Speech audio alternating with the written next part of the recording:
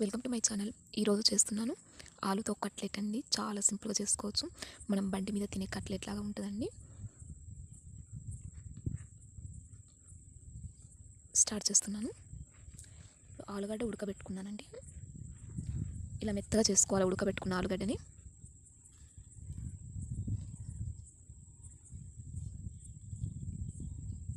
ఇలా చేసుకున్నాక ఒక స్పూన్ కారం వేసుకున్నాను, పావు స్పూన్ పసుపు వేసుకున్నాను, అర స్పూన్ ఉప్పు వేసుకుంటున్నాను, ధనియాల పొడి వేసుకున్నాను, జీలకర్ర 1 టీ స్పూన్ వేసుకుంటున్నాను. ఇప్పుడు పుదీనా వేసుకున్నాను,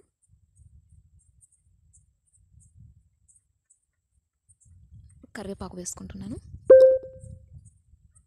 అల్లం పేస్ట్ వేసుకున్నాను, పచ్చిమిర్చి చిన్న చిన్న ముక్కలు కట్ చేసుకుని వేసుకున్నాను. కారం తక్కువ తినాలనుకుంటే తక్కువ వేసుకోవచ్చండి.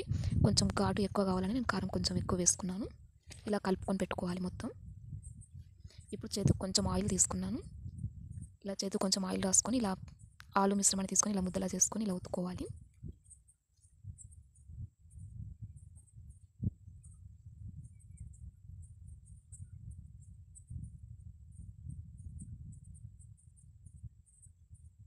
ఇలా అన్నీ ఒత్తుకొని ఒక ప్లేట్లో పెట్టుకోవాలి.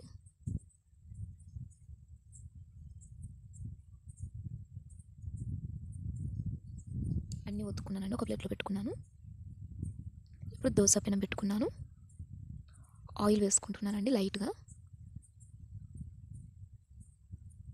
ఆయిల్ వేయకుండా కూడా దోశ పెంక మీద కాలవచ్చండి, ఎందుకంటే నాన్ స్టిక్ కదా. కాకపోతే కొంచెం కలర్ కోసమని నేను ఆయిల్ వేస్తున్నాను. ఇలా ఒక్కొక్కటి చిన్నగా పెట్టుకోవాలి.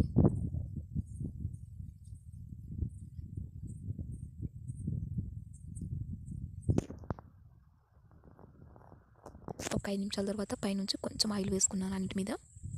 ఇప్పుడు చిన్నగా తిప్పేసుకోవాలి. ఇలా తిప్పేసుకోవాలండి, ఒకదాని తర్వాత ఒకటి చిన్నగా తిప్పేసుకోవాలి.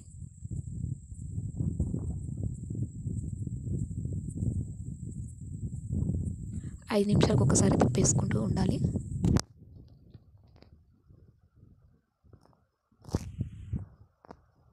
చూసారండి కలర్ ఎంత బాగా వస్తుందో.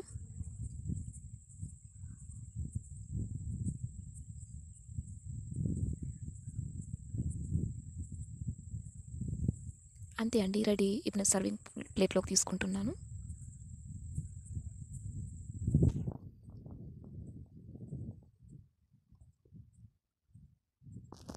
మనకి ఇంట్లో ఆలుగడ్డ ఒక్కటి ఉంటే చాలండి, ఎంతో రుచికరమైన కట్లెట్ రెడీ చేసుకోవచ్చు.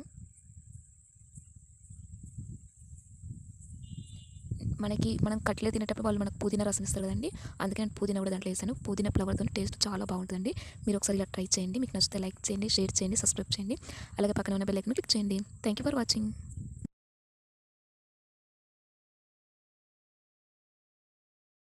Daily.